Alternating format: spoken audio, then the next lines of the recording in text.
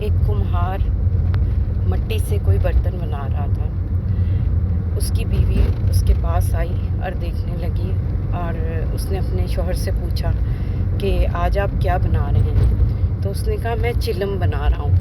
آج کل حکے کا بڑا رواج ہو گیا ہے، اور چلم بناؤں گا تو بہت زیادہ بکیں گے اور اس طرح سے میں پیسہ زیادہ کما سکوں گا.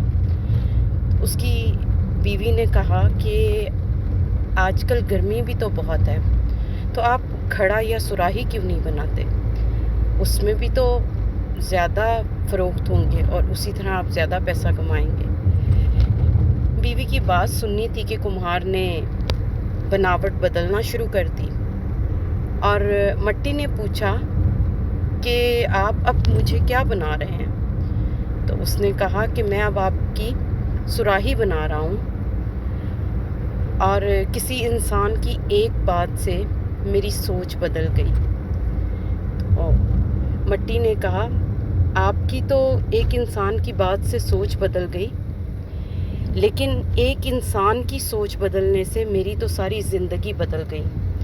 کہاں میرے پیٹ میں زندگی بھر آگ جلنی تھی، اور کہاں اب میں لوگوں کے پیٹ کی آگ ٹھنڈی کروں گی.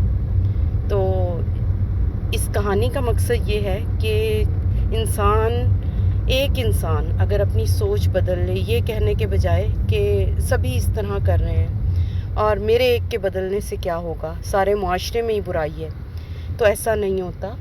ایک انسان کی سوچ بدلنے سے ہی کتنوں کی، ایک کی نہیں کتنوں کی زندگی بھی بدل سکتی ہے.